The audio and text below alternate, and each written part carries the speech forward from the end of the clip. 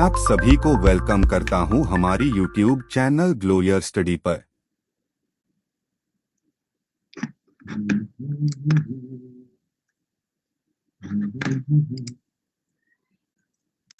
Hello everyone, क्या हाल चाल? Just a minute बेटा, just a minute.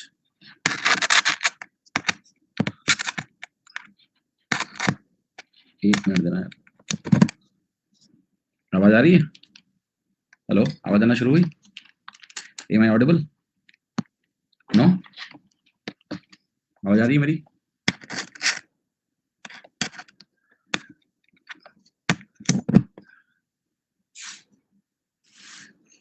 Hello hello hello hello hello.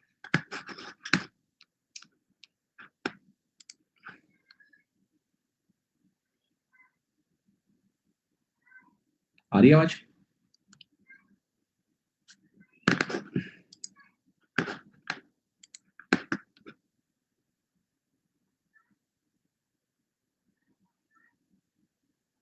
Good evening बेटा, good evening. Okay, तो हमने कितने सवाल कर लिए थे? Just for kind information. Happy Rakhi, धन्यवाद जी, धन्यवाद। और आप सभी को भी रक्षाबंधन की बहुत बहुत शुभकामनाएं। वो राखी बांधी। दीदी का फोन मुझे सुबह ही आ गया 6:30, जस्ट टू चेक कि मैंने राखी बांधी या नहीं बांधी।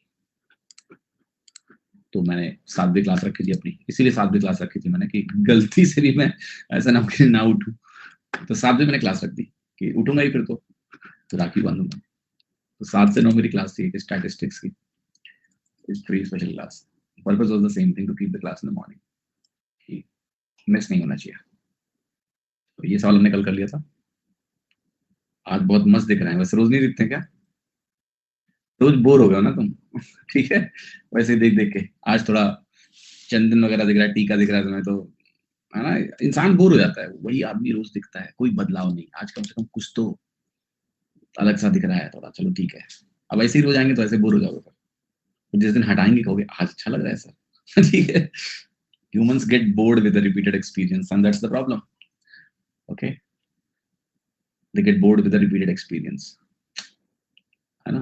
पहली बार जो मजा आता है आपको, तो वही तो आदमी यार, वही तो लोग हैं। यही होता है जीवन में। ओके, मनीष क्यों डांट रहा है मुझे? अरे फाइल सब पड़ी हुई है उस पर, अपडेट सेक्शन में जाओ, फाइल मिल जाएगी तुमको। चलो सवाल करो। Question number 94। खुशखबरी दें आपको, कल परसों क्लास नहीं है तुम्हारी। चिल करो, रिलैक्स, रिवीजन करो, नोट्स बनाओ, जो करना है करो, बट संडे को क्लास है। ठीक है, 2 दिन का गैप दे रहा हूँ, तो 2-2 घंटे पढ़ा के आपको काफी मैंने तंग किया, मुझे पता है। सो अभी इस मंथ का शेड्यूल प्लान कर रहा था, मुझे भी थोड़ा रेस्ट चाहिए था, तो हमने कहा 1-2 को छुट्टी कर लेते हैं। बच्चे भी रिवाइज कर लेंगे, मैं भी थोड़ा आराम कर लूंगा। इस मंथ काफी मुश्किल रहा मेरे लिए पढ़ाना, बिकॉज काफी तबीयत गड़बड़ रही, but still you have done well this month. अच्छा किया हमने इस महीने में, काफी अच्छा कवरेज रहा है। Thank you for your support. Okay, चलिए क्लास पढ़ते हैं। Question number 94। एक शॉपकीपर है, उसने 165 क्विंटल्स व्हीट खरीदा, 25% इसका उसने 20% के लॉस पे बेचा। क्या परसेंटेज गेन पर वो बाकियों को बेचे कि उसको 30% पूरे ट्रांजेक्शन में मिले? ओवरऑल ट्रांजेक्शन पे उसको 30% कमाना है, तो आप यहाँ पर क्या कर सकते हैं वही लगा लो आप।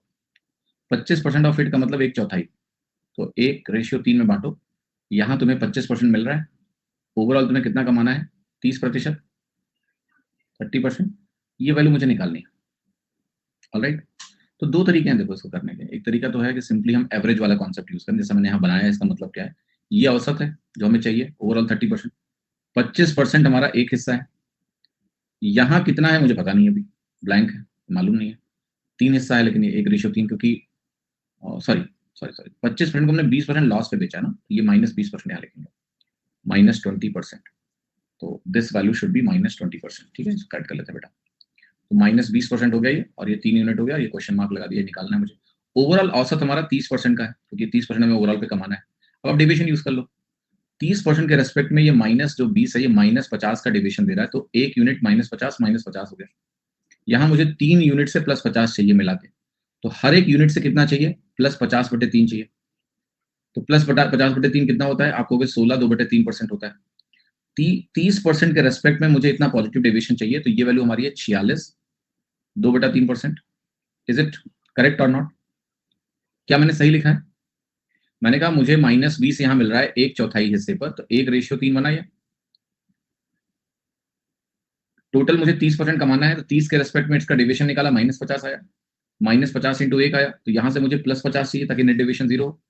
+50 का मतलब है इससे मुझे 50/3 चाहिए, तो 16 2/3% का डेविएशन चाहिए मुझे।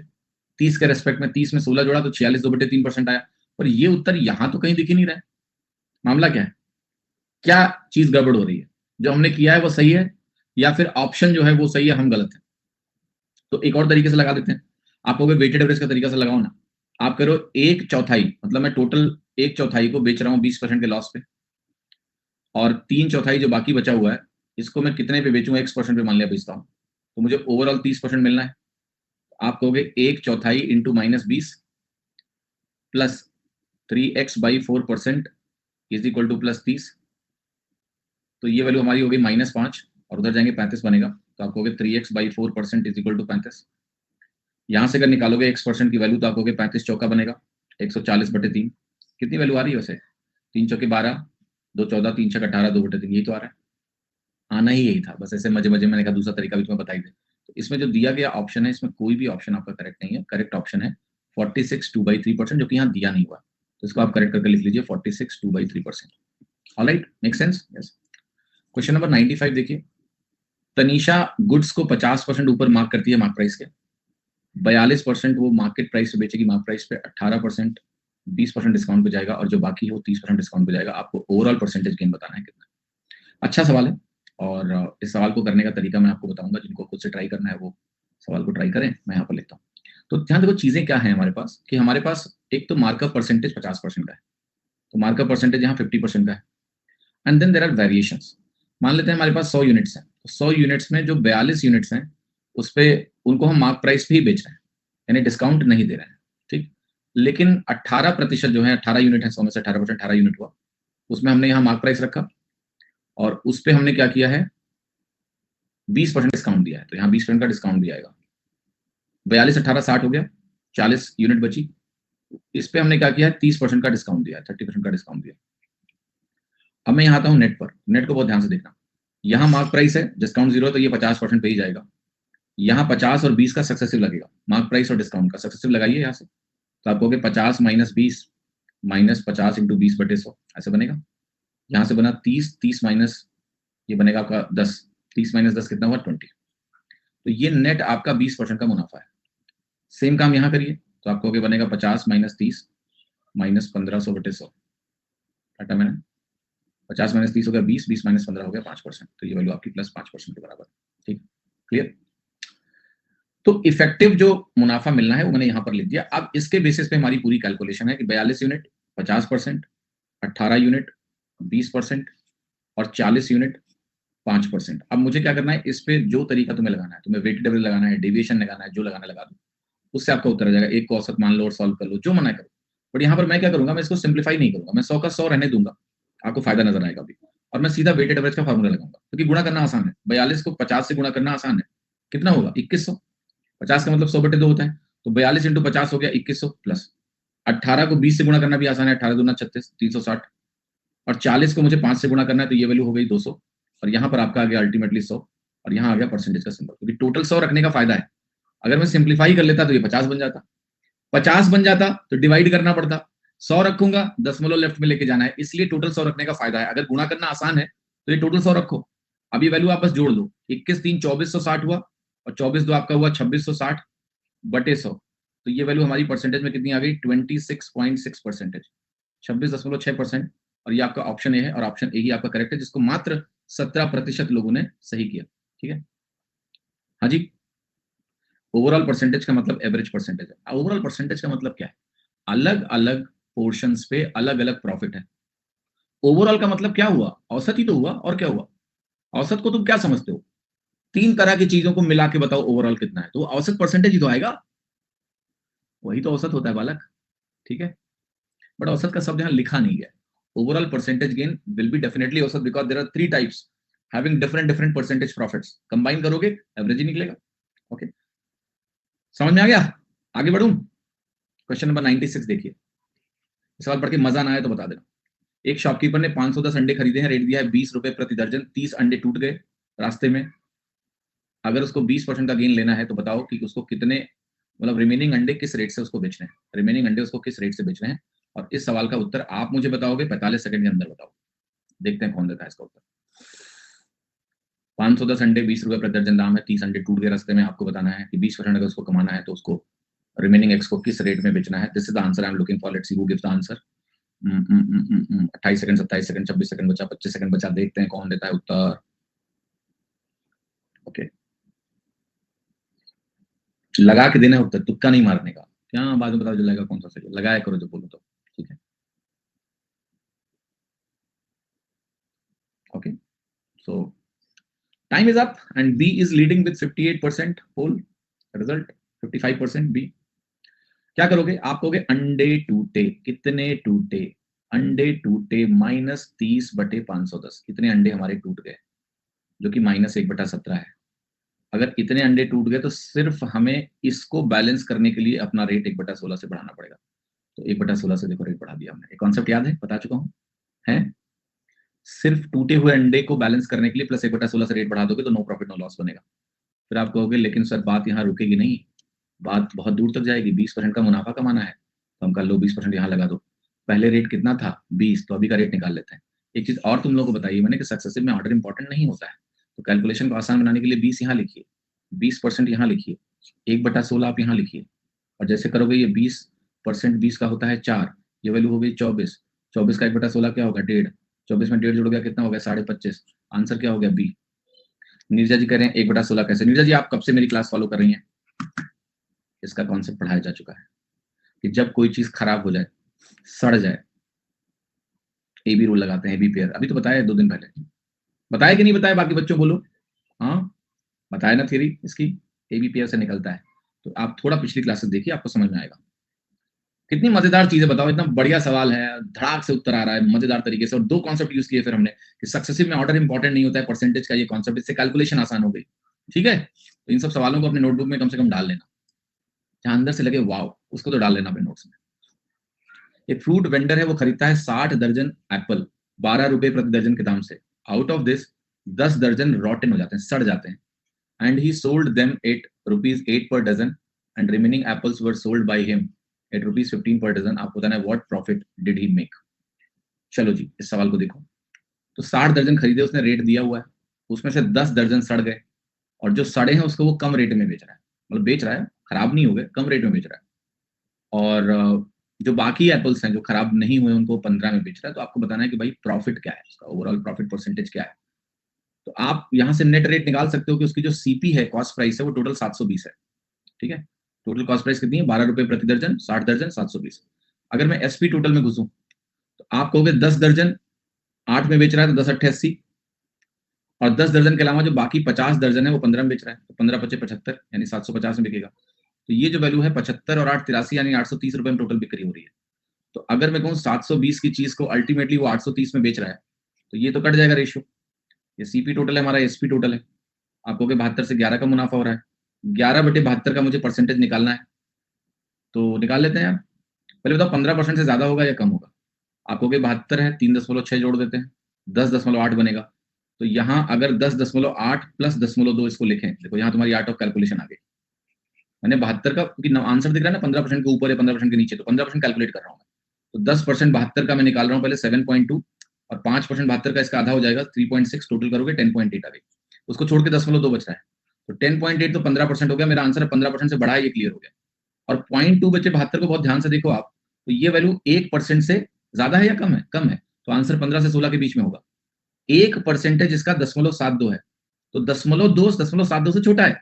यानी मेरा आंसर 15 दशमलव कुछ कुछ परसेंट है, 15 से 16 के बीच में है. और आपका आंसर बी आ गया. आपको कैलकुलेशन करनी ही नहीं पड़ेगी exact.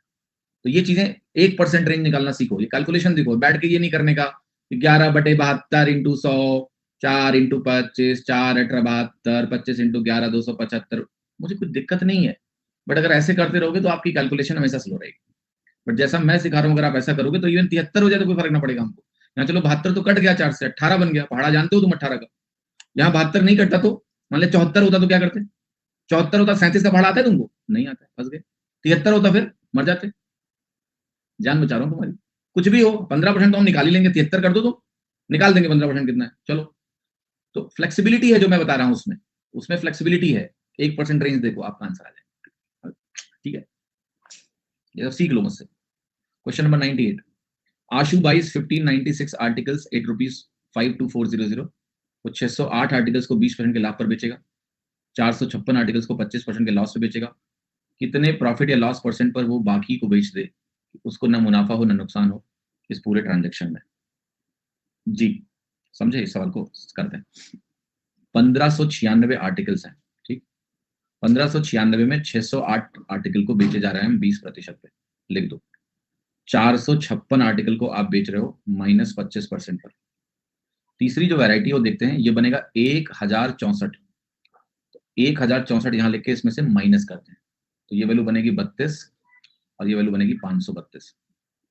Will it be 532? Yes. 532 को हम कितने पे बेचें?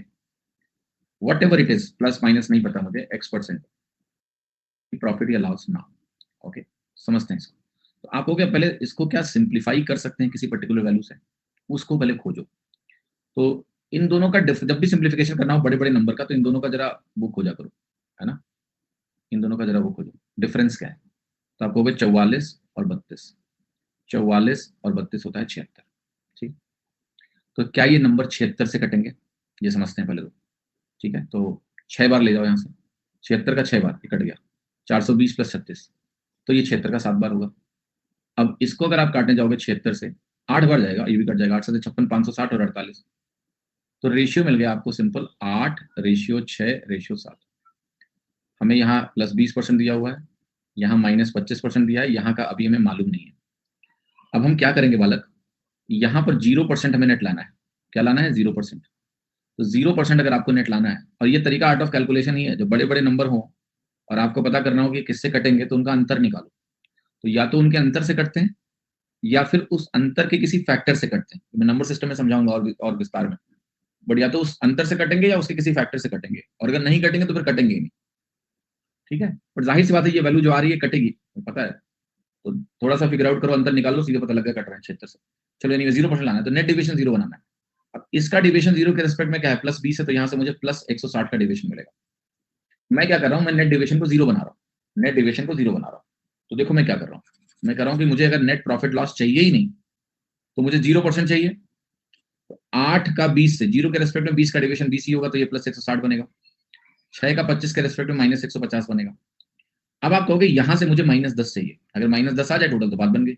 अगर यहां से मुझे -10 चाहिए 7 लोगों से, तो एक आदमी कितना देगा? -10/7% देगा, ठीक। तो इसकी कैलकुलेशन जरा करिए, तो आपकी वैल्यू आएगी -1/3/7% का मुझे चाहिए लॉस। 1/3/7% आपको ए दिया है, तो दिस 1/3/% इज लॉस, ठीक है। -1/3/% लॉस पे अगर हम इसको बेच दें तो ओवरऑल बैलेंसिंग हो जाएगी, कहानी खत्म। क्वेश्चन नंबर 99,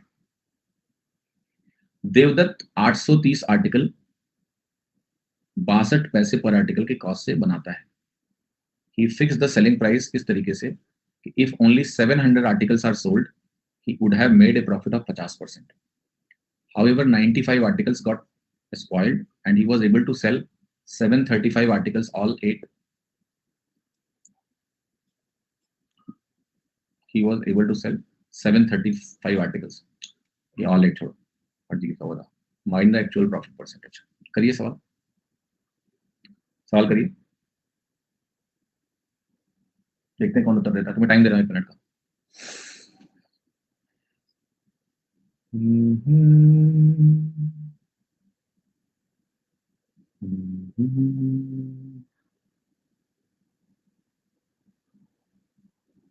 उत्तर तो पोल में बहुत तेज हो तुम लोग, भले ही गलत हो, है ना। स्पीड से कॉम्प्रोमाइज नहीं है, कुरेसी का करना है, तेज होना चाहिए भैया। कुरेसी से क्या होता है? स्पीड होनी चाहिए ना। ऑलराइट,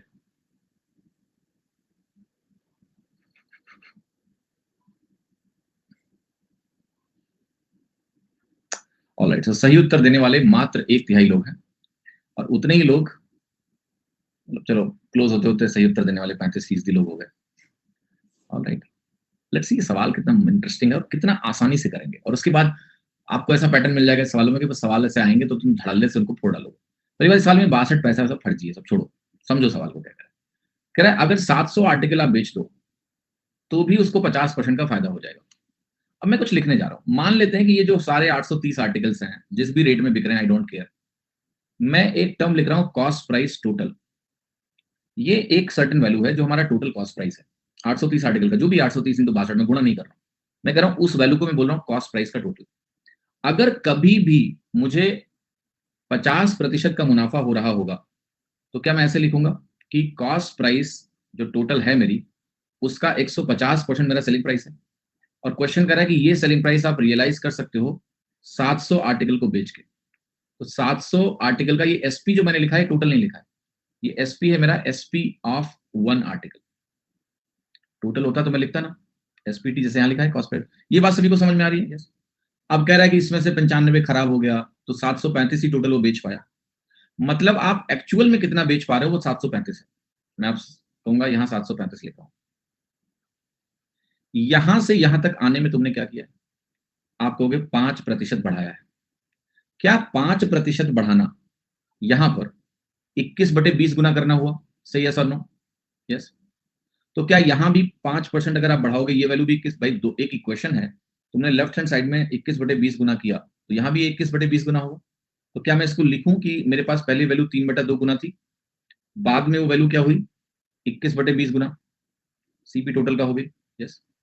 तो shall I explain you this case simply, very simply, कि मेरे पास एक सीपी टोटल था, उस सीपी टोटल पे पहले मुझे 3/2 मैंने किया मल्टीप्लायर, जिसको हम बोलते हैं 50% का मुनाफा। फिर उस वैल्यू को मैंने 21/20 से गुणा कर दिया जो कि हमारा 5% का मुनाफा है, और इससे हमें सेलिंग प्राइस मिल गया जितने भी आर्टिकल तुमने बेचे। यही तो है 735 का सेलिंग प्राइस। क्या आंसर आएगा इसका सक्सेसिव? 50 + 5 + 250/100, 57.5। आंसर क्या है? यानी क्या ध्यान रखना है आपको?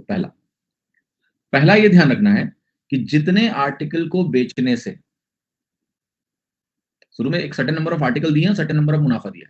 आपने कहा आपने 700 आर्टिकल बेचा, मुझे 50% का मुनाफा हो गया, तो यहां लिख दो कि 700 आर्टिकल बेचने से अगर कुल कॉस्ट प्राइस से मुझे 50% का मुनाफा हो गया, तो मैं ऐसा लिख दूंगा सीधा कि भाई मेरे पास एक कॉस्ट प्राइस का टोटल है और मुझे 50% का मुनाफा मिल चुका है। फिर आप कह रहे हो कि 35 और बेचेंगे हम, तो यानी जितने तुमने बेचे हैं 700, अब 35 और बेच रहे हो तो आप 5% और बेच रहे हो, तो 5% सक्सेसिव में लगा दो, क्योंकि मुनाफा 5% सक्सेसिव में आ जाएगा। कहानी खत्म। इससे आपको नेट प्रॉफिट मिल जाएगा 57.5%। ध्यान रहेगा ये? तो इस सवाल को अपने नोट्स में डाल के तमीज से इसका ध्यान रखना, ठीक है? ऐसे सवाल एग्जाम में आते हैं, लोग देख के घबरा जाते हैं, कुछ है ही नहीं सवाल में, फटाफट फटाफट करो, हो गया। सवाल आ गया, एक करके थोड़ा डांस कर लेना, ठीक है? 100 question profit and loss, Dev bought 20 kg rice at this rate, 30 kg rice at this rate, lockdown की वजह से उसने पूरा स्टॉक इस रेट में बेचा, ओवरऑल प्रॉफिट बता दो। उस समय सवाल को हमने इतना आसान रखा है कि तुम्हारी सेंचुरी ना लगे और सभी पोल में उत्तर भी दें, फुल टॉस बॉल फेंक दिए, आउट मत हो जाना, सब लोग सही उत्तर देना है इसका। कौन से जाबाज लोग हैं जो एबीसीडी कुछ भी लगा के बैठ जाते हैं, मतलब इस सवाल में भी वो कोशिश नहीं करते कि हम सही लगाएं, बस एबीसीडी में से कुछ लगा देना है, पोल में बटन हाथ रुकती नहीं है, टिक चली जाती है, टिक टिक टिक।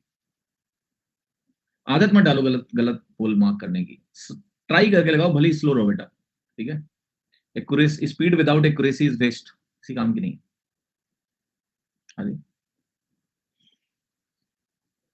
Alright, okay, so let us see. 9.2 इसका कॉस्ट प्राइस है, this is the cost price, और 20 किलो है ये, और 30 किलो उसने इस रेट पे खरीदा है, 20 किलो इस रेट पे खरीदा है और 30 किलो इस रेट पे खरीदा है। लॉकडाउन की वजह से उसने बेचा है इस रेट पे। तो दोनों को अलग अलग देख लेते हैं कि इस 20 किलो वाली चीज को अगर देखें अलग और 30 किलो वाली चीज को अलग देखें। 9.2 वाली चीज मुझे 3 रुपए पर किलो का मुनाफा देगी, 3 रुपए पर किलो का मुनाफा देगी, और 10.2 वाली कॉस्ट प्राइस वाली चीज मुझे 2 रुपए मुनाफा देगी, तो यहाँ 2 रुपए मुनाफा देगी। ये 20 तिया 60 होगा और ये 30 दूना 60 होगा, तो टोटल अगर मुनाफे की आप बात करो तो मुनाफा तो 120 रुपए हो गया। अब इसमें तुक्का लगाने की क्या जरूरत थी भाई साहब? कौन था वो ए मार के बैठा हुआ? 15 सेकंड का सवाल है, बैठ के चुपचाप सॉल्व करके लगा देते बी ऑप्शन। तुक्का मगा के बैठे हैं इसमें भी। ए सवाल नंबर 101, ठीक है। नहीं, टाइम लग जाता है पूल में तो गलत ऑप्शन क्यों मार्क करते हो? मैंने देखा है 1 सेकंड के अंदर ए लगा दिया, 5 सेकंड के अंदर बी लगा दिया।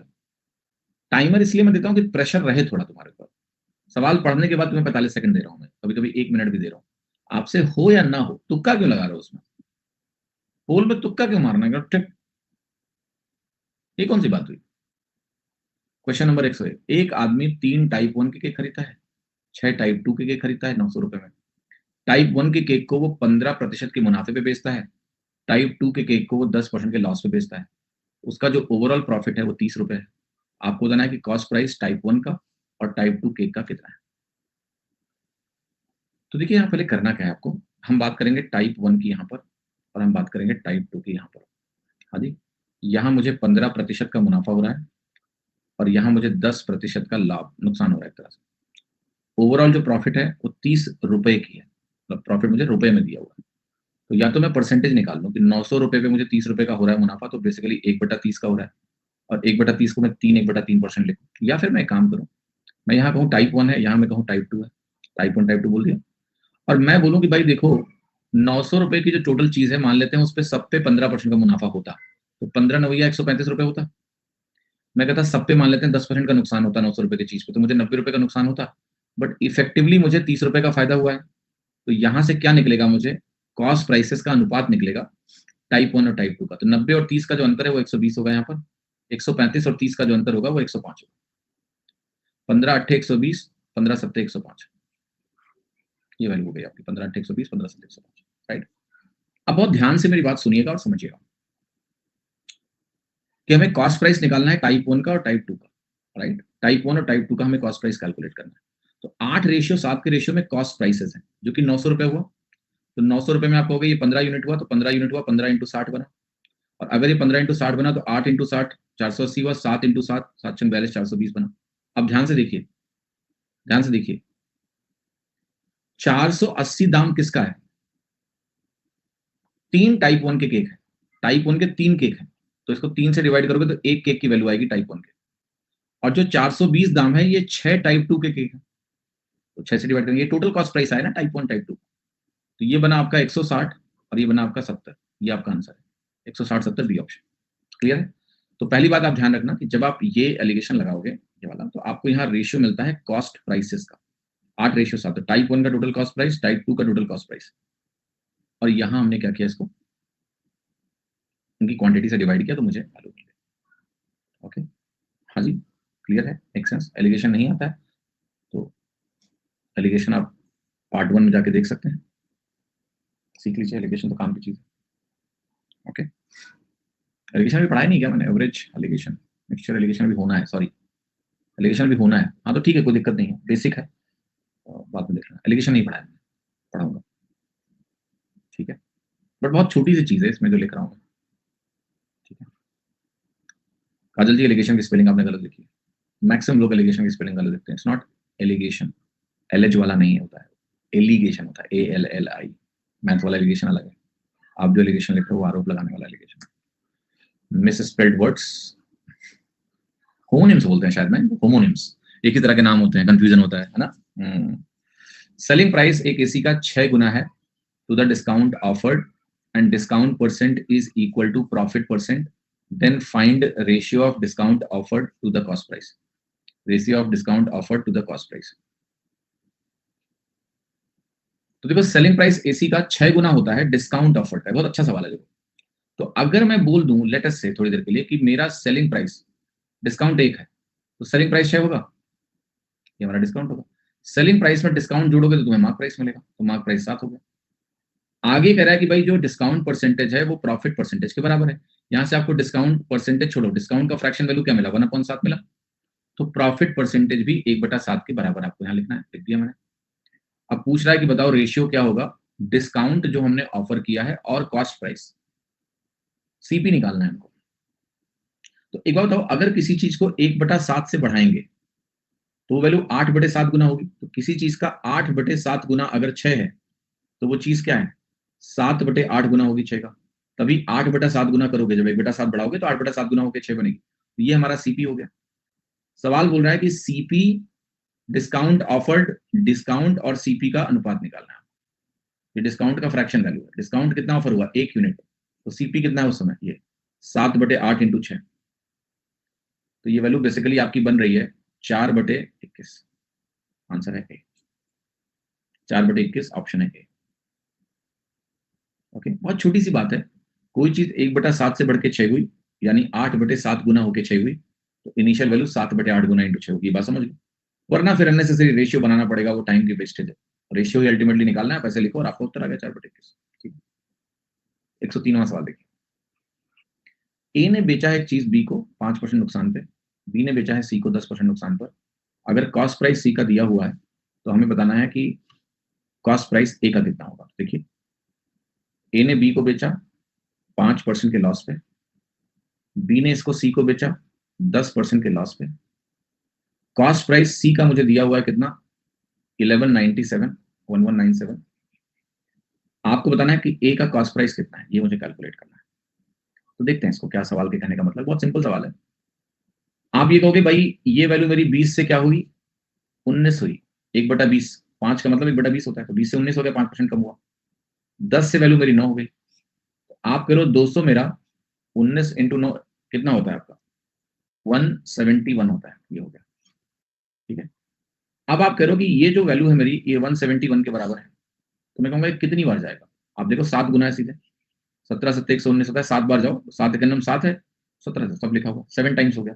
तो वो अगर 7 टाइम्स हो गया तो जो ए का कॉस्ट प्राइस है वो 200 इंटू 7 हो गया, और 200 इंटू 7 यहाँ दिया है 1400। आपकी वैल्यू क्या हो गई? 1400। ठीक है, क्वेश्चन नंबर 104 देखते हैं। अंशुमन ने बेचा है एक आर्टिकल आदि को 340 रुपए में, 15% का नुकसान है। आदि ने ये पैसा 160 रुपए खर्च किया इसके ट्रांसपोर्टेशन पे, और इसको मानव को बेच दिया हुआ। आदि ने मानव को बेच दिया, Aadi Manav, at a price which would have given Anshuman a profit of 20%। The percentage of gain और loss for Aadi is, calculate it. चलो लगाओ तुम लोग, हम भी यहाँ लिखते हैं, डायग्राम तो बनाते हैं कम से कम। अंशुमन ने आदि को बेचा 15% के नुकसान पर। आदि ने क्या किया? 340 रुपए इस पे खर्चा किया, तो ये बना कॉस्ट प्राइस आदि का। नहीं, 160 खर्चा किया, सॉरी, 340 में बेचा, 160 खर्चा किया, तो आदि का कॉस्ट प्राइस हो गया 300, 400, 500 हो गया। ठीक है, फिर आदि ने इसको मानव को बेचा। किस रेट पे बेचा? उस रेट पे बेचा जिसपे अंशुमन को 20% का फायदा होता। तो ये यहां से निकलेगा 20% बढ़ा के। हमें बताना है आदि का फायदा कितना होगा, तो यानी मानव की वैल्यू निकाल लेंगे, निकल जाएगा आदि का फायदा। ठीक है, ऑलराइट। देखो सवाल क्या है। सवाल ये है कि ये 340 रुपए में आदि ने इसको खरीदा है, फिर 160 खर्च किया है इसके ऊपर ट्रांसपोर्टेशन में, तो इफेक्टिव जो टोटल कॉस्ट प्राइस पड़ी आदि की वो 500 रुपए पड़ी। अब कह रहा है इसने मानव को उस रेट में बेचा है जिस रेट पे अंशुमन को 20% का फायदा होता। तो मुझे अंशुमन का निकाल के यहाँ आना पड़ेगा मानव पे, फिर प्रॉफिट तो निकल ही जाएगा। तो ये 340 जो है इसको कैसे लिखेंगे? 15% अगर कोई चीज कम होती है तो 20 से 17 हो जाती है। अब आप करो 17 यूनिट 340 के बराबर है, 17 यूनिट 340 के बराबर है, तो यानी 20 गुना है। तो 20 इंटू 20 क्या होगी? ये वैल्यू 400 के बराबर होगी। और अगर ये वैल्यू मेरी 400 हुई तो अंशुमन का कॉस्ट प्राइस 400 बना। 400 को अगर हम 20% से बढ़ाएंगे तो मानव को भैया 480 रुपए में चाहिए, फिर तो 20% 40, 400 का 80 होता है, तो मानव को 480 रुपए में चीज मिली। अब 500 की चीज को आदि ने अगर मानव को 480 में बेच दिया तो 20 का नुकसान हुआ 500 के ऊपर। 20 का नुकसान अगर 500 के ऊपर हो रहा है तो इट्स लाइक 2 का नुकसान 50 पे, इट्स लाइक 100 पे 4 का नुकसान। 100 पे जो नुकसान है वही इसका लॉस परसेंटेज हो गया। तो यहाँ 4% आपका उत्तर हो गया, 4% का लॉस हो गया। ठीक है, लॉस ऑफ 4%। सिंपल सवाल है, कोई कॉम्प्लेक्सिटी नहीं है। 105वां सवाल देखिए आप। मोहित ने एक कार बेचा है रोहित को 17.5% के नुकसान पर। रोहित ने बेचा है सुरेश को 25% के नुकसान पर। सुरेश ने बेचा है रमेश को 32.5% के नुकसान पे। फाइनली रमेश ने इसको बेचा है राज को 60% के लाभ पर। अगर राज ने पे किया है इतना पैसा रमेश को, तो हमें बताना है कि किस प्राइस पर मोहित ने उस कार को खरीदा है। At what price Mohit has bot और बाई दैट कार। तो देखो यहाँ पर मोहित ने कार रोहित को बेचा 17.5% नुकसान पे, तो यहाँ मैं लिख रहा हूँ 17.5%। रोहित ने क्या किया, इसको सुरेश को बेचा 25% के लॉस पे, तो यहाँ आप लिखोगे 25% का लॉस। सुरेश ने इसको रमेश को बेचा है 32.5% के लॉस पे, तो यहाँ लिखेंगे 32.5% का लॉस। रमेश ने इसको राज को बेचा है 60% के मुनाफे पे, तो यहाँ 60% लिखेंगे। और ये जो वैल्यू यहाँ पर है ये है 200475, और यहाँ पर मैं लिख रहा हूँ RHA राज। ठीक है, नहीं, Raj paid this much to Ramesh, ये रमेश है। राज, ठीक है, ये रमेश। हमें क्या बताना है बेसिकली, मोहित ने कार को किस रेट में खरीदा, नहीं बिल्कुल स्टार्ट वाली वैल्यू मुझे बतानी। सक्सेसिव बेस्ट तरीका है। 17.5% क्या होता है आपका, 7/40 होता है माइनस में, 2.5% का 7 गुना है ये, 2.5% 1/40 होता है, तो ये -7/40 हो गया। ये वैल्यू -1/4 हो गई। ये वैल्यू आपको पता है 32.5 क्या होती है, 25 का 11 गुना है या 13 गुना है, ये 25 का 13 गुना होता है, तो इसको हम बोलते हैं -13/40, 2.5 × 13 है, और ये हमारा +3/5 है 60%। अब आप कहोगे 40 हमारा 33 हो गया पहले स्टेप में, 40 - 7 33, 4 हमारा 3 हो गया, 40 हमारा 27 हो गया, और 5 हमारा 8 हो गया। ठीक है, 5 हमारा 8 हो गया, 5 3 8। अब काटने का तो कोई स्कोप है तो यही है कि 8 को आप काट दीजिए 5 से, बस। तो 25 चौका 100, और 100 × 40 हो गया, आपकी ये वैल्यू होगी 4000, 4000। यहाँ पाओगे तो 33 × 99, और 99 × 27 करना है। तो अब दो तरीके हैं, देखो, मतलब ये मल्टीप्लीकेशन तभी करो आप जब आप बड़ी वैल्यू से डिवाइड करना आपको आता हो, वरना ऐसे ही लिख के छोड़ दो, इसको हमेशा ऐसे लिख के छोड़ देना चाहिए, 33 × 3 × 27, कोई जरूरत नहीं मल्टीप्लाई करने की, क्योंकि अल्टीमेटली मुझे क्या करना है, मुझे कहना है कि 33 × 3 × 27 विल बी इक्वल टू 200475। तो या तो आप इतनी बड़ी वैल्यू मल्टीप्लाई करके डिवाइड करना आपको आता हो, या फिर अलग अलग ही काटो ना, फिर क्यों ऐसे करना। जैसे ये वैल्यू 11 से कटेगी, अगर 33 यहाँ लिखा है तो 11 से काटते हैं 3 बनेगा, 11 से काटो, 11 का 11, 9, 11 8 88, 2, 11 दूना 22, 2, 11 दूना 22, 5 27, 11 बचे 55। ओके, 18 225 बना। अब 9 से काट दो, 3 3 9 बना, तो 5 2 7 2 9 8 17 18, 9 से कटेगा, 9 दूनी 18, फिर 9 25 बन जाएगा, 25 9 225 होता है। ठीक है, तो 9 दूनी 18, 25 9 225 होता है, 2025 हो गया। अब 5 2 7 2 9, 9 से फर्दर कट रहा है, तो 9 3 27, 9 से काटो, 9 दूनी 18, 225 बना, और 9 × 25, 225 × 9 है, 5 2 7 2 3 से फर्दर कटेगा, 75 आ गया। काट पीट के 75 वैल्यू आई, 1 यूनिट 75 है। अब 1 यूनिट अगर 75 है तो 4000 यूनिट की वैल्यू चाहिए मुझे, तो आप कहोगे 4000 × 75। यहाँ पर थोड़ा सा शैतानी करो, 75 को आप 300/4 लिखिए, क्योंकि इससे आपको पता लगेगा कि ये वैल्यू हो जाएगी 1000। मेरे आंसर में सिर्फ 3 बचेगा, और उसके अलावा ढेर सारे जीरोज होंगे, तो 3 के अलावा ढेर सारे जीरोज, यानी आंसर है बी। तो I am writing 75 is 3/4, 30/4, 300/4, whatever you want to write you can write, because हमें तो डिजिट्स में इंटरेस्ट है कि हमारी पहली अंक क्या है, हमारे अंक क्या आएंगे, हमें जीरोस का कोई लेना नहीं है, जीरो तो अपने आप कटते पिटते हैं। ठीक है, क्लियर हो गया, तो ये आपका आंसर होगा बी ऑप्शन। सक्सेसिव का बहुत बेहतरीन सवाल है, 4 स्टेप्स हैं, 4 सक्सेसिव हैं, फ्रैक्शंस भी हैं, वो ऐसे हैं जो आपने रटे नहीं है, बट 2.5 × 17.5 हम कई बार यूज कर चुके हैं, 7/40। ठीक है, 13/40, तो इनको पहचानने में इतनी दिक्कत आपको नहीं हो रही होगी। क्वेश्चन नंबर 106 देखिए, ए ने परचेज किया है 2 बेड सेम प्राइस पर, उसने फर्दर क्या किया है, बेचा है एक बेड को बी को 60% के लाभ पर, दूसरे बेड को उसने सी को बेचा है 20% के लाभ पर। C further sold the bed to D 20% less than the average of cost price of bed for B and C. If D incurred 25% profit by selling the bed to E at 2100, then find the difference between the cost price of a bed for A and D. बहुत अच्छा सवाल है, ये तो सवाल पढ़ने में थोड़ा कंफ्यूजन लग रहा होगा, क्या हो रहा है यहाँ पर, क्योंकि जो नॉर्मल सवाल आप पढ़ते हो वैसा नहीं है, कुछ अलग सा दिख रहा है, घबराना नहीं है। ए ने 2 बेड सेम प्राइस पर खरीदे हैं, तो इनिशियल वैल्यू सेम है, उसने एक बेड बी को बेचा है 60% के लाभ पर, तो ये 60% का लाभ यहाँ लगाइए, और ये बी को इसने बेचा है, मान लेते हैं ए का कॉस्ट प्राइस ए है। ठीक है, दूसरा बेड ए ने, ए का कॉस्ट प्राइस ए है, और इसको सी को बेचा है 20% के लाभ पर, राइट, लाइक दैट। ये दो चीजें हमने लिख दी। सी ने क्या किया है, फर्दर ये बेड डी को बेचा है 20% less than the average of cost price of bed for B and C. तो बी और सी का मुझे यहां से औसत निकालना है। ओके, तो अगर मैं ए को लेट से 100 मान लेता हूं, यहां पर ए की वैल्यू जो शुरुआत में बेड का दाम था मान लेते हैं कि 100 है, तो ये 160 हो गया, ये 120 हो गया, तो बी और सी का कॉस्ट प्राइस 160 120 टोटल करोगे कितना बनेगा 280, और 280 का एवरेज कितना होगा 140। तो सी ने डी को 140 में बेचा है। क्या 140 में बेचा है? नहीं, 20% less then average cost price of BNC, इससे भी 20% कम पे बेचा है। तो 140 का 20% होता है 28, तो इसको इसने वैल्यू 112 में बेची। ये बात देख लेना आप पहले b प्लस सी बाई 2 निकालो, ये वैल्यू 140 आएगी, और इसकी वैल्यू को मैं 20% कम करूंगा तो यहाँ से 28 कम होगी, और ये वैल्यू हमारी 112 जाएगी, तो डी 112 होगी। अब कह रहा है कि डी इनकर्ड 25% प्रॉफिट, डी यहाँ से 25% का प्रॉफिट कमा रहा है, और ये ई को बेच रहा है, ये चीज ई को बेच रहा है 2100 में। तो पहले हम 25% प्रॉफिट लगाते हैं, 1/4 कैलकुलेट करेंगे इसका, तो ये आएगा 28, क्योंकि 28 और कितना होता है 28 चौके 112, तो 1/4 से आएगा 140 आएगा। अब मजेदार बात समझाता हूँ तुमको। बेसिकली तुम इस वैल्यू को 20% कम कर रहे हो, फिर 25% बढ़ा रहे हो। अगर आप ये चीज पहले आइडेंटिफाई कर लो कि ए बी पेयर है -1/5 प्लस 1/4, तो आपको पता चल जाएगा कि ई वाली वैल्यू 140 ही आएगी। You will not calculate.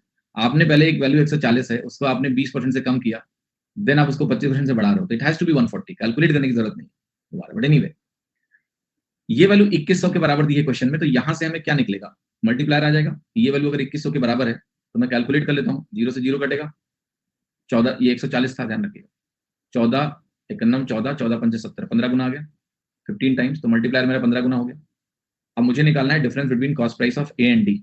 ए का कॉस्ट प्राइस 100 है, ओके, डी का कॉस्ट प्राइस कितना है 112 है, तो 100 और 112 का अंतर क्या है, डी माइनस ए की वैल्यू क्या है, आप कहोगे 12, 112 माइनस 112, और इस वैल्यू को मुझे 15 से गुणा करना है, तो वैल्यू कितनी आ गई 180। बहुत ही मजेदार सवाल है और ये अच्छा सवाल है, ठीक है, इसको स्टार करके रखिएगा। क्वेश्चन नंबर 107, पहला ट्रेडर है वो अपनी प्रॉफिट परसेंटेज को कॉस्ट प्राइस पे निकालता है, दूसरा ट्रेडर है वो अपने प्रॉफिट परसेंटेज को सेलिंग प्राइस पे निकालता है। दोनों ट्रेडर अपने आर्टिकल को सेम दाम पर बेचते हैं 3920, दोनों क्लेम करते हैं कि उन्हें 22.5% का लाभ हुआ। आपको बताना है कि डिफरेंस उनके एक्चुअल प्रॉफिट में कितना है। ओके, तो let us see and solve this question. सबसे पहला, दोनों की सेलिंग प्राइस सेम है, वो भी 3920 है। तो अब जरा समझते हैं कि कहानी क्या है। एक ट्रेडर कॉस्ट प्राइस पर इतना प्रॉफिट क्लेम कर रहा है, 22.5% कॉस्ट प्राइस के ऊपर, CP1। एक ट्रेडर सेलिंग प्राइस पे इतना प्रॉफिट क्लेम कर रहा है, तो सेलिंग प्राइस पे प्रॉफिट घटती है, मुझे मिलता है CP2। 22.5% पता है क्या आपको, 25 9 225 होता है, तो ये वैल्यू 9/40 है, और यहाँ पर ये वैल्यू -9/40 है। अभी कोई स्टैंडर्ड परसेंटेज तो है नहीं हमारे लिए, जो मतलब कि AB रूल लगाएं और कुछ बहुत फायदा मिले आपको, नहीं मिलेगा। तो यहाँ बेहतर है कि आप रेशियो वाला मेथड यूज करें, कन्वीनियंट पड़ेगा आपको, या फिर आप यहाँ से ऐसे भी कर सकते हैं कि AB रूल लगा लें। तो ये 9/40 यहाँ पर बनेगा -9/49, दोनों सेलिंग प्राइस के बेस पर आ गए। तो अगर मुझे प्रॉफिट का अंतर निकालना है तो पता है कितना होगा, एक होगा 9/40 SP का, जो कि SP हमारा 3920 है, और एक वैल्यू हमारी होगी 9/49 SP का, जो कि 3920 है।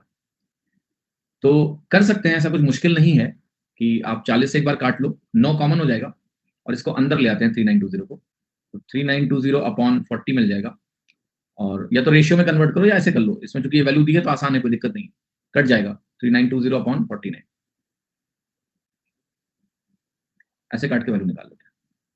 तो 0 से 0 कटेगा, 4 से काटेंगे, 4 9 36, 4 8 32, 49 से आप सीधा काटना चाहो काटो, या 7 से काट लो, तो 7 से काटेंगे, 7 5 35, 7 6 42, 7 8 56 80, तो ये वैल्यू हो गई आपकी 18 9 162, आंसर आ गया 162। एक स्टेप मैंने एबी रूल का यूज किया, और समझ में आ रहा है सभी को कि नहीं कि मैंने किया क्या, मैंने इस CP वाले प्रॉफिट को SP पे लिख दिया बस, और SP मुझे मालूम है 3920, तो एक पर 3920 का 9/40 निकालेंगे तो उसका प्रॉफिट निकल जाएगा, माइनस लिखने की जरूरत नहीं है आपको, प्रॉफिट अमाउंट निकालना है तो 9/40 कर लो, माइनस इसलिए लगा हुआ है कि सेलिंग प्राइस में प्रॉफिट घटता है तो कॉस्ट प्राइस आता है। तो 9/40 मैंने कर लिया 3920 का, और एक का 9/49 कर लिया 3920 का, और वही सॉल्व कर लिया, आंसर 162 आसानी से आ गया, कोई दिक्कत नहीं, ठीक है। तो ये भी स्टार लगा लो, ये सवाल आपके रिवीजन में होना चाहिए, इंपॉर्टेंट टाइप है। क्वेश्चन नंबर 108,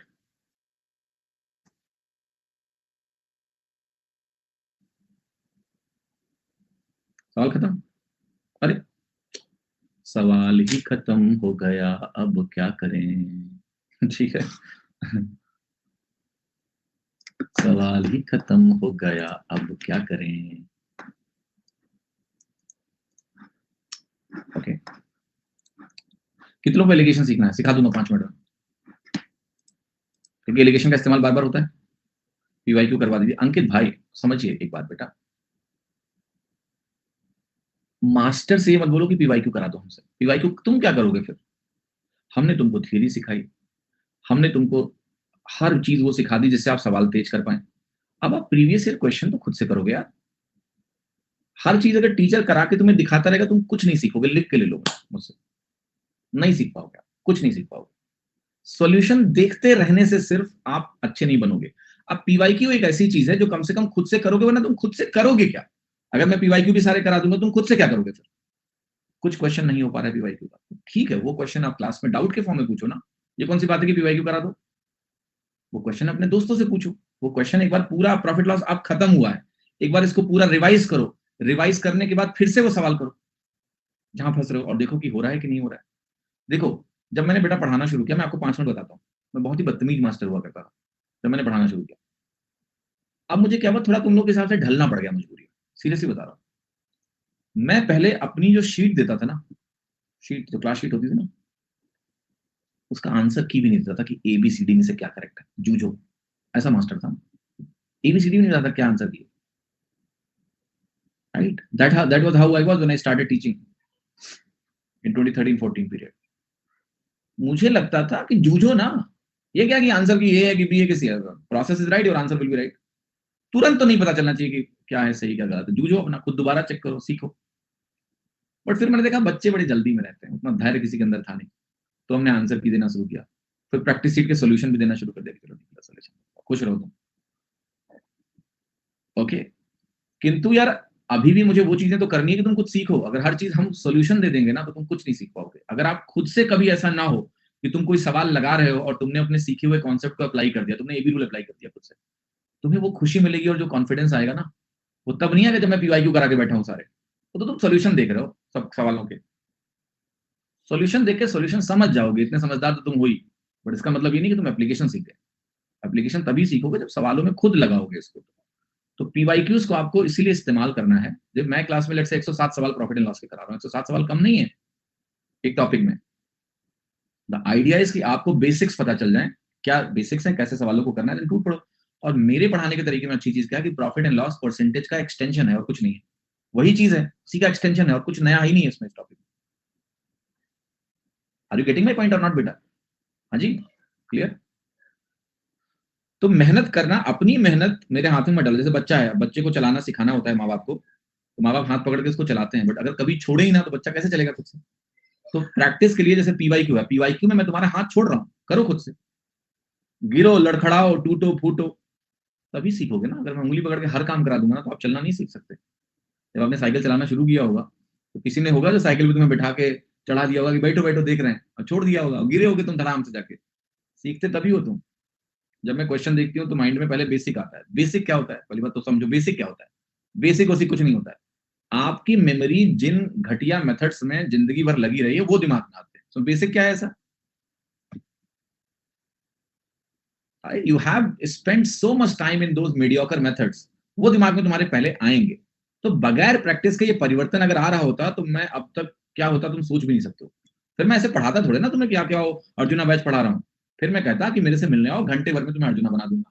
जादू की छड़ी होती कुछ मेरे पास, सर पे हाथ रखता, तुम बन जाते, पैसा लेते तुमसे, कहते लाओ 1 लाख रुपए। ठीक है, हम क्यों पढ़ाते batch? Right. So we are coach who tells you that okay, this is how you have to do beta and this is the direction you have to go. Now you have to work hard on it if you want to become excellent. Virat Kohli के coach ने सिर्फ विराट कोहली को training नहीं दी होगी, बहुत सारे लोगों को ट्रेनिंग दी होगी, उसमें कोई एक विराट कोहली बन गया। कोच उसका क्रेडिट नहीं ले सकते हैं, विराट कोहली कोई क्रेडिट जाता है, क्योंकि कोच का क्रेडिट तब बनता है जब कोच सबको बना देता है। लेकिन लोग बनना ही नहीं चाहते।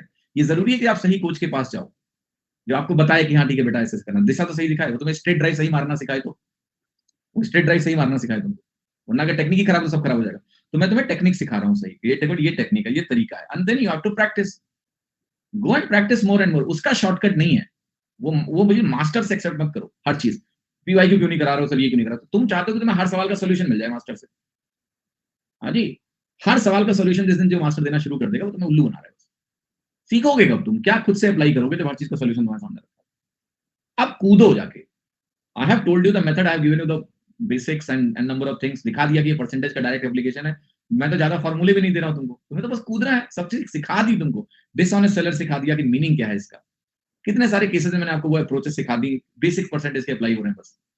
Just go and jump into it, solve more and more questions. नहीं हो रहा है कोई बात नहीं, दोबारा करो, तिबारा करो, बार बार करो, तब जाके सीखोगे। ऐसे हवाबाजी में सब्जेक्ट का मास्टर आप नहीं बन पाओगे, ध्यान रखना, बहुत लड़ना पड़ेगा आपको, तो लड़ो उससे। ओके ओके जी। तो आपके जो डाउट्स हैं इस प्रॉफिट एंड लॉस में सब पूछ लो, अभी घंटे भर का वक्त है मेरे पास। रोज चिल्लाते हो कि डाउट नहीं बता रहे हो सर मेरा। पीएनएल के जितने भी डाउट्स तुम्हारे हैं प्रॉफिट एंड लॉस में, कोई थ्योरी समझ में नहीं आई, कोई क्वेश्चन समझ में नहीं आया, सब डालो इसमें। ओके, समझाते हैं तुमको एक एक करके। ये देखो सवाल, look at this question please, just a minute please, give me a moment.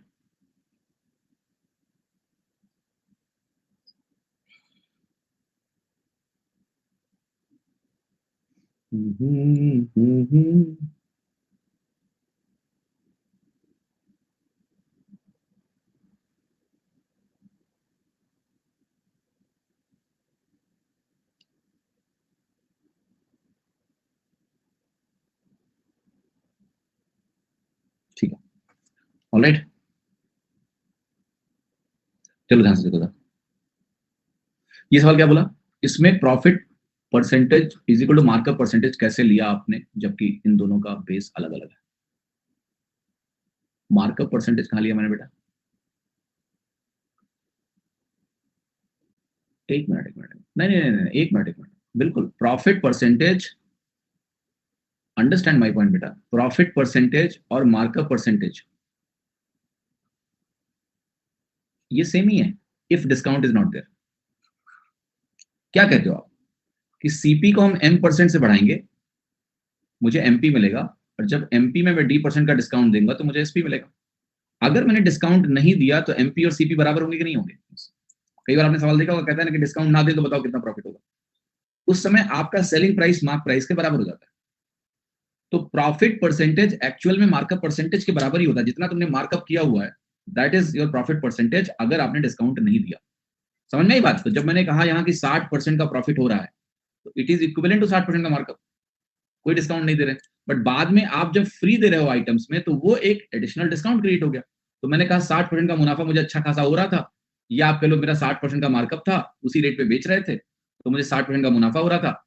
अब तुमने इतना डिस्काउंट दे दिया। समझ में आई बात की नहीं। कौन सा लड़का है, इसका नाम देखें, विनय बाबू। समझ में आया आपको, विनय नाम है मेरे घर का, आपको पता है हमारे यहाँ घर के दो दो नाम होते थे, घर का नाम अलग, बाहर का नाम अलग। तो घर का नाम मेरा विनय ही है। हाँ जी, क्लियर हुआ कि नहीं विनय, विनय भाग्य क्या। मार्कअप और मार्केट प्राइस सेम है, कहाँ है की बात है, तरह तरह के नाम बोल देते हैं। ठीक है विनय, यार कम से कम बता तो दिया करो कि समझ में आ गया, ताकि मैं आगे बढ़ूँ कम से कम, वरना मैं पूछूंगा भी नहीं, फिर मैं चला जाऊंगा आगे, फिर तुम्हें मिलूंगा नहीं दोबारा। तो लोग डाउट पूछ के चले जाते हैं। ठीक है,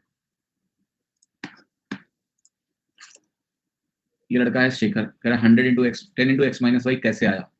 बेटा सब यहाँ लिखा हुआ है, ये क्वेश्चन तुमने खोली, 25% एक्स लिखा हुआ है, 15% एक्स लिखा हुआ है, घटाओगे तो क्या मिलेगा 10% एक्स। 15% वाई लिखा है, 25% वाई लिखा है, अगर घटाओगे तो तुम्हें क्या मिलेगा 10% वाई। तो तुम मुझे बताओ कि ये नेट कितना आया, बताओ। ये आया 10% ऑफ एक्स माइनस वाई, दोनों का 10% है तो 10% ऑफ एक्स माइनस वाई लिख सकता हूँ। ये वैल्यू 10 के बराबर है।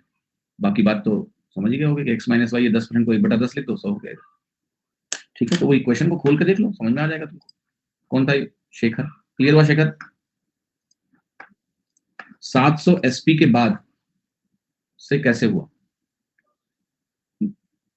पूरा स्क्रीनशॉट लिया करो, फिर से लिखना ना पड़े मुझे। 700 एसपी 150% सीपी टोटल के बराबर है। तुम कह रहे हो हम 735 बेच रहे हैं, तो बताओ तुम 735 एसपी कैसे आया ये तुमने जब इस इधर 1.05 से गुणा कर दो, बेसिकली 5% बढ़ा दिया तुमने इसको, ऐसा समझो। ये तुमने 5% बढ़ाया, इधर अगर 5% बढ़ाया तुमने, और ये एक इक्वेशन है, इक्वेशन में इधर भी 5% बढ़ाओ तो इसके इक्विवेलेंट वैल्यू आ जाएगी, क्योंकि this is equal to this है। इसको तुम 5% लेफ्ट साइड बढ़ा लो, राइट साइड भी 5% बढ़ा लो, तो 150% ऑलरेडी है। तो मैंने कहा सीपी टोटल ऑलरेडी 50% बढ़ के मुझे ये वैल्यू देता है, अभी 50% का प्रॉफिट होता है। अब उस वैल्यू को मैं फर्दर 5% बढ़ाना चाहता हूँ, क्योंकि मेरे पास 5% क्वांटिटी और है। 5% क्वांटिटी और है तो 5% बढ़ गया, इसलिए इन दोनों के सक्सेसिव से मेरा उत्तर आया 57.5%। ठीक है, क्लियर है? यस, समझ में आ रहा है? कहो हाँ क्लियर है, समझ में आया जी। नोट्स कैसे बनाए बता दीजिए, थोड़ी गाइडेंस दे दीजिए। अभी रुको थोड़ा देर, पहले बाकी लोगों के सवाल देख लें। और किसी का कोई डाउट है सवाल तो पूछ लो, बाद में ये मत कहना कि सर मेरा डाउट नहीं बताए। आज टाइम है तो डाउट ही नहीं है लोगों के, ठीक है? और फिर बाद में बोलना तो बताते हैं तुमको, पापा को फोन करेंगे तुम्हारे कि जिस दिन डाउट का टाइम होता लड़का आपका गायब। और वैसे रोज कहेगा हमारा डाउट नहीं बताते हो सर आप। Shopkeeper bot 120 quintals of wheat, 20% of it was sold at 25% loss. At 1% gain, should he sell the rest to gain 25% on the whole transaction? देखो 20% of it मतलब एक हिस्सा और 4 हिस्से का रेशियो बना सकते हो। तो 1/5 तुमने 25% के लॉस पे बेचा है, इसको कितने पे बेचो कि तुम्हारा ओवरऑल फायदा प्लस 25% का हो जाए, ये जानना चाहते हो। डिविजन अप्लाई कर लो। 25% नेट चाहते हो आप प्लस में, तो ये -25 मुझे -50 का डिविजन देगा। एक यूनिट है तो ये -50 हो गया, तो मुझे यहाँ 4 लोगों को मिला के +50 चाहिए, क्योंकि 25 के रेस्पेक्ट में नेट डिविजन 0 चाहिए मुझे। तो ये जो हिस्सा है ये मुझे चाहिए 25 + 50/4%। 50 को मैं 4 में बांट दूंगा, टोटल 50 ये 4 लोग हैं, तो 25 के रेस्पेक्ट में, क्योंकि ये पॉजिटिव डिविजन है तो 25 में एक्स्ट्रा होगा, तो ये वैल्यू आ गई 37.5%। 12.5 यहाँ से आएगा, आंसर हो गया तीसरा। कौन है? अनिक। अनिक समझ में आया तुमको? हाँ जी अनिक, इज इट क्लियर?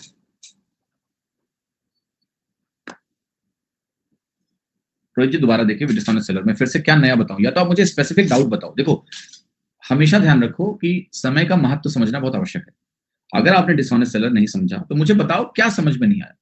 आप करो फिर से शॉर्ट में बता दो, डिटेल में तुम्हें समझ में नहीं आया तो शॉर्ट में कैसे समझ में आ जाएगा? आप बताओ।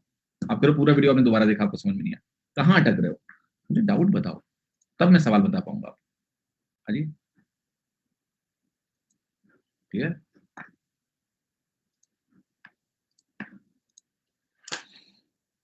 अविनाश जी कह रहे हैं मैं आपसे मैथ सीखकर मेरे दोस्तों को सिखाना चाहता हूँ, वो आज तक पढ़ी नहीं। ऐसा है अविनाश, पहले खुद पढ़ो और सिलेक्शन लो, फिर अपने दोस्तों को सिखाना। ये दोस्ती आ रही है अभी मत लेना, ठीक है? ये मेरा छोटा सजेशन है तुम्हारे लिए। टाइम खराब करोगे अपना, भेजा खराब करेंगे तुम्हारा वो अलग से, ठीक है? मेरा तो प्रोफेशन है, मुझे पैसा मिलता है इसका, तो मैं मेरे को काम करने दो। उनको बल्कि बोलना है तो बोल दो रेमो सर से मैथ्स पढ़ लो। तुम अपना टाइम मत खराब करो दूसरों को सिखाने में, है ना? भेजा खराब हो जाएगा तुम्हारा।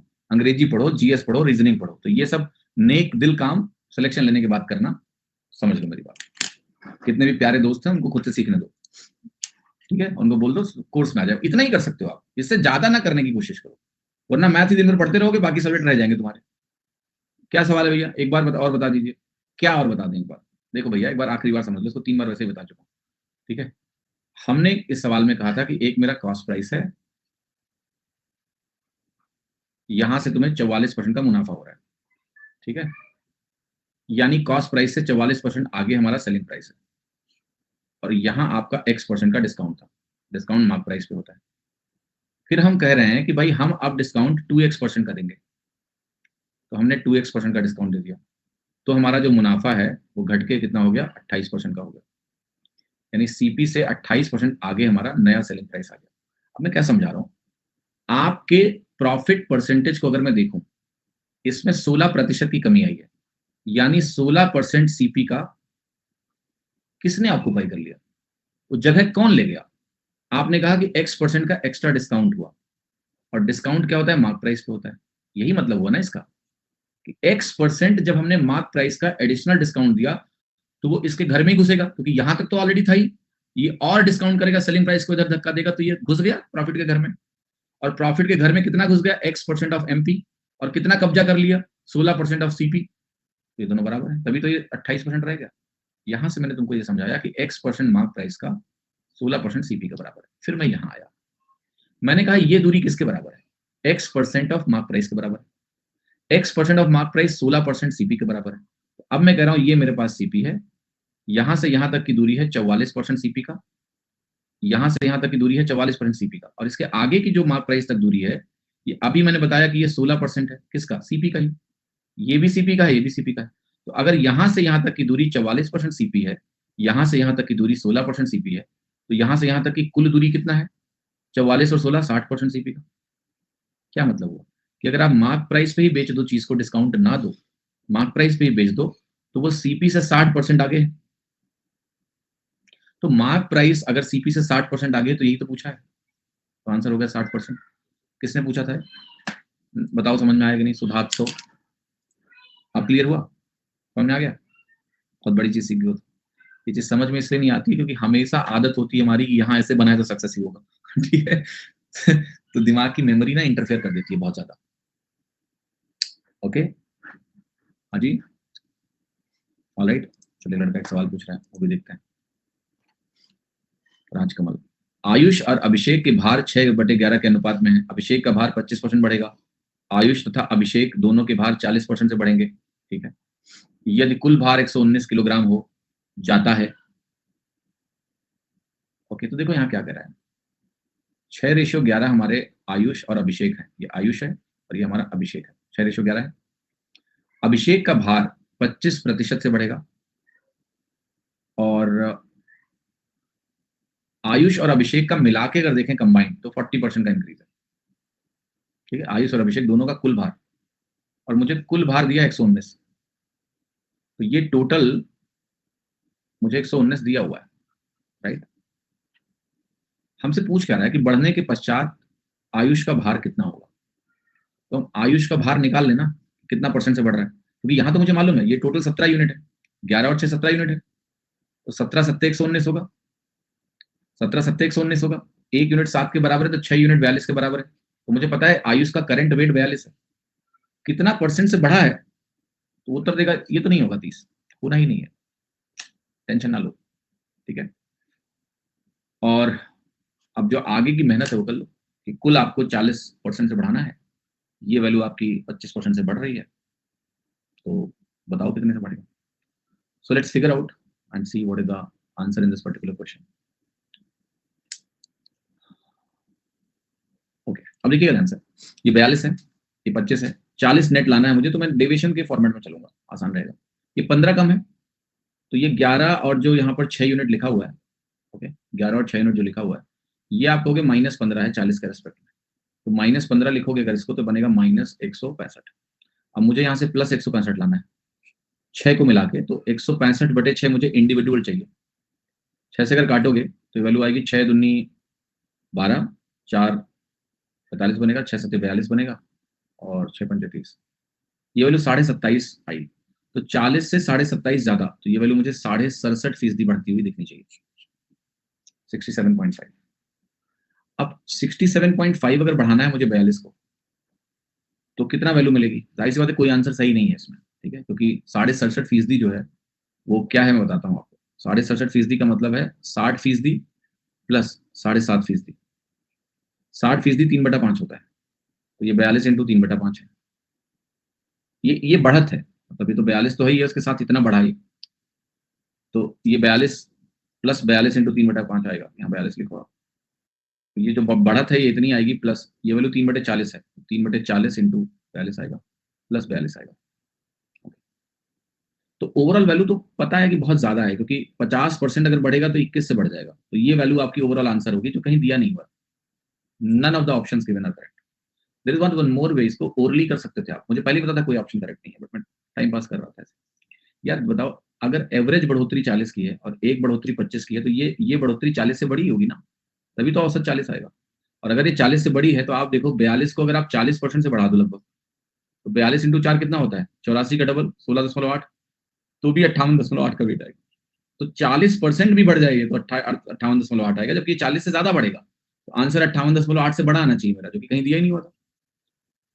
तो ऑप्शन तो कुछ सही था ही नहीं। ठीक है, तो उम्मीद करता हूँ कि आपका थोड़ा सा आपको समझ में आया होगा वैल्यू। Okay, clear.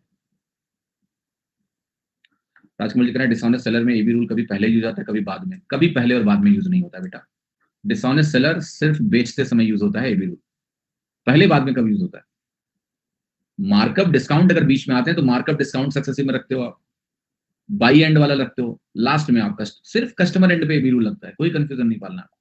पहले और बाद में कहां से लग जाता है? कस्टमर को बेच रहे हो जब तक, जब उसको कम तौल के दिया तब। Okay, clear. हाँ जी,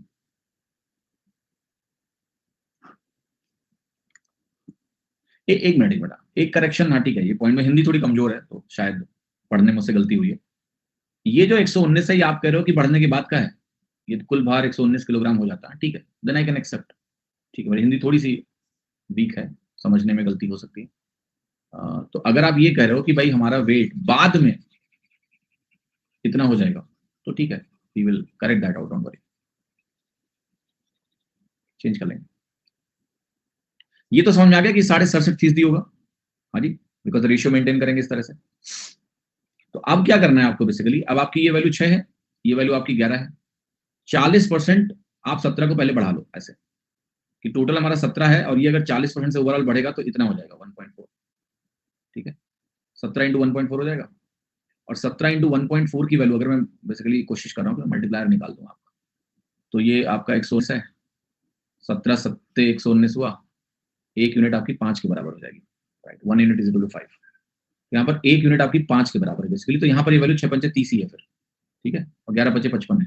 अब 30 को मुझे 67.5% से बढ़ाना है, ठीक है, 67.5 से आपको बढ़ाना है, बढ़ा लो। तो अगर ये 30 है तो 67.5% आप पता करो कि फ्रैक्शन में कितना है। कई तरीके हैं वही, कि 3/5 लिखो और वो जो मैंने अभी लिखा 3/40 लिख दो। एक वैल्यू इसको आप 62.5 देख लो और 5% देख लो तो वो भी ठीक है, 5/8 वैसे देख लो, जो जो करना है कर लो, उसमें कोई पंगा नहीं है। तो जैसे मैं इस वैल्यू को अगर देखना चाहता हूँ, जैसे पहले देखा था वही देखना चाहता हूँ। ये वैल्यू 60% है तो 3/5 बनेगी, प्लस 5% है तो 1/20 बनेगी। उस केस में अगर आप जाते हो तो आप ऐसे कर सकते हो कैलकुलेट, आप सीधे मल्टीप्लाई कर लो, 30 का 67.5 निकालना मुश्किल नहीं है, सीधे गुणा कर लो, 3 पच्चे 15 आएगा, 6 तरीक 18 हो गया, 1800 और 225 20-25 हो गया, ये 20.25 आ जाएगा, 30-20 50.25 आ गया। तो उस केस में आपका आंसर ये है, सी ऑप्शन हो जाएगा। अगर बात का है तो थोड़ा हिंदी में समझने में मुझे दिक्कत हो जाती है कई बार, माफ करिएगा उसके लिए। और ये जो वैल्यू मैंने निकाली है ये एवरेज से निकाली है, ये 25 है, 6 रेशियो 11 है, ये ओवरऑल 40 है, तो ये वैल्यू डेविएशन से निकाल लिया कि 67.5 हो। ठीक है, ऑलराइट, अगला सवाल देखते हैं। 2L is equal to 1P, A है लेकिन Y we added 2 plus 1 and Y we did 600/3, this I did not understand। कह रहा है कि भैया यहाँ पर कह रहा है आपसे कि लॉस जो हुआ है वो प्रॉफिट का दुगना है, तो मैंने प्रॉफिट को 1 यूनिट माना, लॉस को मैंने 2 यूनिट माना। लॉस मतलब सीपी से कम, इसलिए इस दिशा में दिखाया, सीपी से ज्यादा प्रॉफिट तो इधर दिखाया। अब मैं कह रहा हूँ कि यहाँ इन दोनों का जो टोटल अंतर है वो 600 है, और ये टोटल अंतर 3 यूनिट के बराबर है।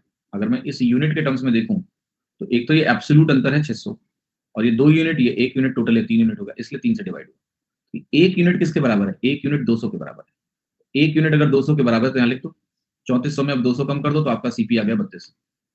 ठीक है, इसका डाउट था, सुधात्सो समझ में आ गया होगा मेरे ख्याल से। हाँ जी, क्लियर है, यस।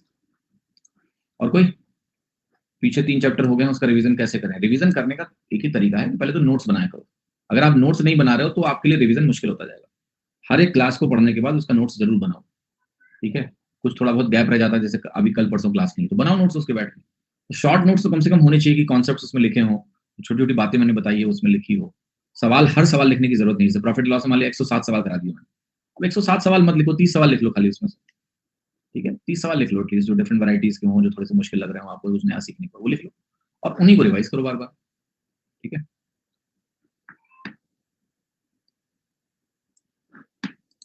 मेरे पास अरिहंत ऑब्जेक्टिव से सवाल लगाएं या कोई और खरीदे। अरिहंत ऑब्जेक्टिव किताब मैंने पता नहीं है, सुनी नहीं है। कौन सी किताब है, एसएससी के लिए है क्या? कोई भी पीवाईक्यू बुक लगाना, बट जब पीवाईक्यू किताब लगाना तो उसके सॉल्यूशन से खुश मत होना, ठीक है। सॉल्यूशन को रेफरेंस के तौर पे देख लेना बस, बाकी जो क्लास में जैसे हम कराते हैं चीजों को वो अप्लाई करने की कोशिश आपको खुद से करनी है, ध्यान रखिएगा। ऑलराइट, ऑलराइट बेटा। अच्छा, अब आते हैं, और एक लड़के ने बहुत बड़ा सवाल डाला है, डाउट सेक्शन में डाला है। राज सर जी नमस्ते, मैंने 2 दिन पहले कोर्स लिया है, आपका पढ़ाना बहुत बहुत ज़्यादा अच्छा लगा, आपका पढ़ाने का स्टाइल पसंद है, आपको मोटिवेट करना भी। एवरेज की 5 क्लास ली है, उसके बाद मैं बता रहा हूँ, और सर जिद है कि आपके साथ पढ़ना है 30 दिसंबर तक। अभी मैं पीछे हूँ लेकिन आई एम श्योर लास्ट तक आपके बैच में बना रहूँगा। Thank you so much. तो आपका बहुत अच्छा शब्द लिखा है, और पढ़ बढ़िए। अगर आपको अच्छा लग रहा है, कनेक्टिविटी बैठ गई है मुझसे तो बढ़िया है, सब अच्छा जाएगा आपका। मेन इंपॉर्टेंट चीज होती है कनेक्शन का बैठ जाना। कनेक्शन अगर बैठ गया ना बेटा, मस्त रहो, फिर कोई टेंशन की बात नहीं है, सब बढ़िया जाएगा आपका। ऑलराइट, हो हो alright. Previous year paper 2018 mains 2022 वाले ऑल क्वेश्चंस कर रहे हैं। हाँ बढ़िया, 2018 से 22 तो करना ही है आपको। टीसीएस पीवाईक्यू में वही करना है, बहुत पुराने पुराने पीवाईक्यू करने का मतलब नहीं है, ठीक है।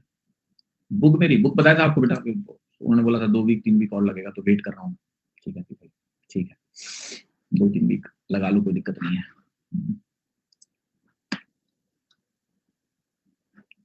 Anything else?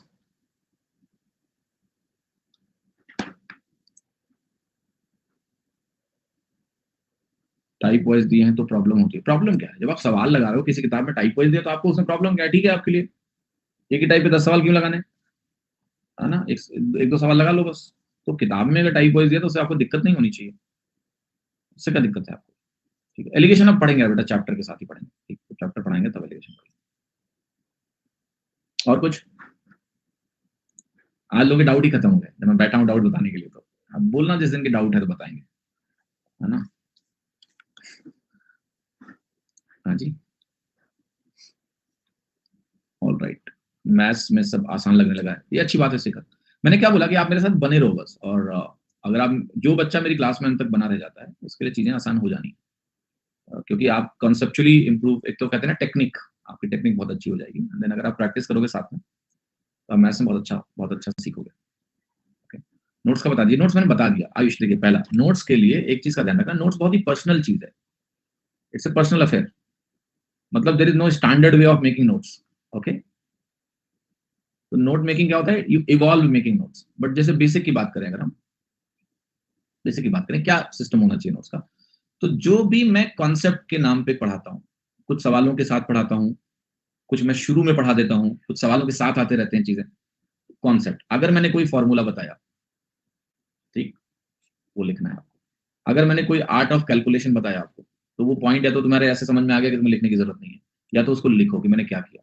मैंने 21/99 अगर लिखा था, तो मैंने उसको कहा था कि भाई ये वैल्यू अब अगर 21/100 होगी तो 21 से थोड़ा ज्यादा आंसर आएगा मेरा, क्योंकि लाइक दैट जो भी मैं एक्सप्लेन करता हूँ आर्ट ऑफ कैलकुलेशन वो आपको लिखना। देन आते हैं क्वेश्चंस में। क्वेश्चंस में आपकी बेंचमार्किंग होनी चाहिए, मुझे 30% क्वेश्चन लिखने, 100% क्वेश्चन ना लिखें, 30% सवालों को लिख लें नोट्स में। जो सवाल को देख के आपको या तो नया लगा वो सवाल, ठीक है, या आपने खुद से ट्राई किया तो आपसे नहीं हुआ, और क्योंकि कई सवाल तो ऐसे होते हैं तो सेम आइडिया पे कई बार मैं 2 सवाल लेता हूँ, जानबूझ के लेता हूँ ताकि वो आइडिया मिस ना हो, 2 बार आप प्रैक्टिस कर लो मेरे साथ। तो रिपीटेड क्वेश्चन को नहीं डालना है, जो डिफरेंट वैरायटी के 30% क्वेश्चन हो वही रखने हैं, और वो सवाल रखने हैं जो आपको थोड़ा चैलेंज करते हैं, जो आपको उसमें लगता है या उस सवाल में मैंने कुछ नया बताया है जो आपको सीखने का है। That is what you have to do, right, concept, formula, art of calculation, up to 30% question.